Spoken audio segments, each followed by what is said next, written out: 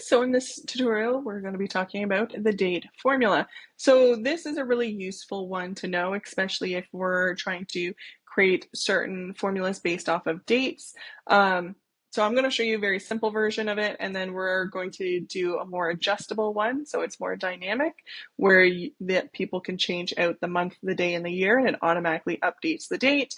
And then I'll show you one that's kind of based off of today's year. So we've got a few different options here, but the base of our formula, I'm just going to select any cell where I want to put it in, do our equal sign, and then write in date.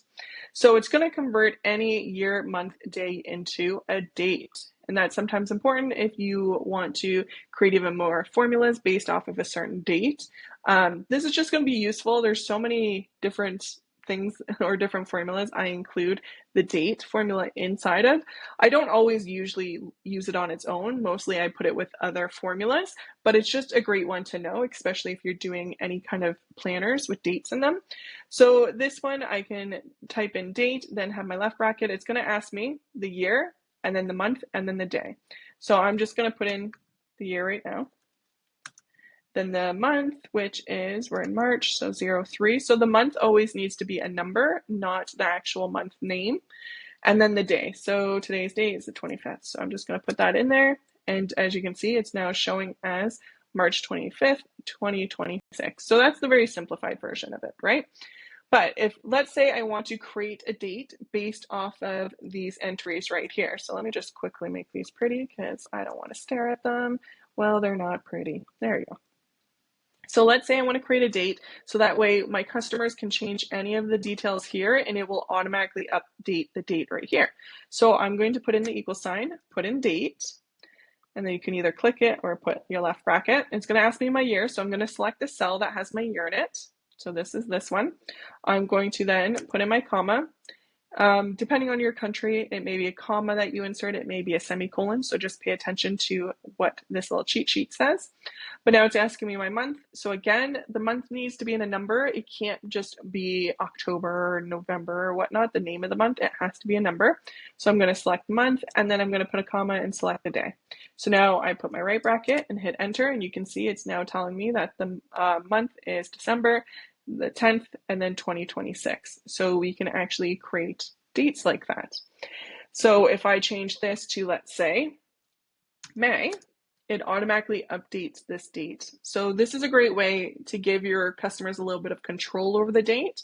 So you may have this date somewhere else inside your spreadsheet. Maybe it's part of your calendar, or maybe it's part of your planner, and you want to leave it so that it's dynamic and your customers only have to enter in the information right here. They could do that as well. I mean, there's so many different ways to do dates inside of a spreadsheet. So this is just one of the ways, okay? And then if you want to make a dynamic one that automatically pulls up maybe the month of that you're currently in, or maybe it's the year that you're currently in, and you want to be dynamic like that, so that if it's 2026 right now, so I can do a date formula that pulls in the automatic year of today's date. So if I'm in 2026, it'll say 2026, but if we're using the spreadsheet in 2027, it'll automatically update to that year that you're currently in. We can do that as well. And that's just by nesting in another formula. So now I'm going to select where I want to put this new one. So let's put it over here. I'm going to do equal sign, date, and now it's asking me my year. So what I'm going to do is I'm going to actually use the year formula. So this is the year formula. So it's a year specified by given date. And then I'm going to nest in the today formula, because basically what I wanted to say is, hey, grab the year from today's date. So if I'm in 2026, it's going to say 2026. If it's 2027, it's going to say 2027. So now I'm going to type in today, put my left bracket, right bracket.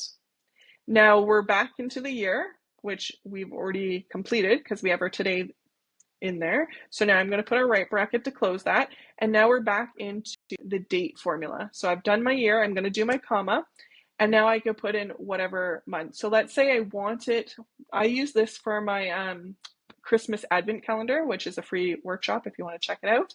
I'll probably link it below if I remember. But if you want to do it so that way every year it always shows Christmas date, doesn't matter what year it is, it automatically updates. Then I would put in the month, which is 12 for December, comma, and then I would put 25. So that's showing Christmas date. So if you have a repeating date every year, that's like the same. So Valentine's Day is always the same. Then you can create this formula and it will pull up the current year every single time. So you don't have to manually go adjust it. It just automatically does it. So as you can see, it's now saying December 25th, 2026. And that will next year, when I open up the spreadsheet, it will automatically update to 2027. So this is just one of the like cool features that you can do. But yeah, so you can also use the same thing. So if you wanted to pull in the month, you could do the same thing and put in the month formula.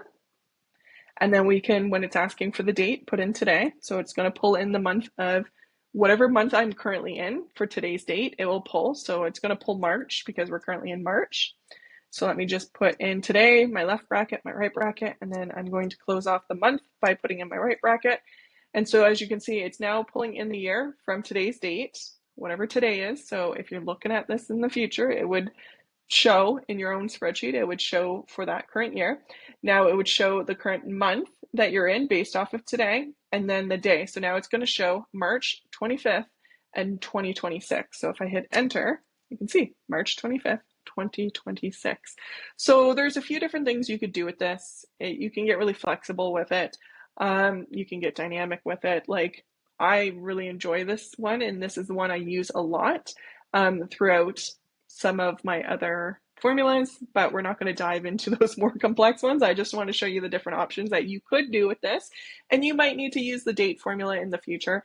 And if you want to convert something, like if you're converting text, so let's say just a random number here, if you want to convert that into a date, you could do that.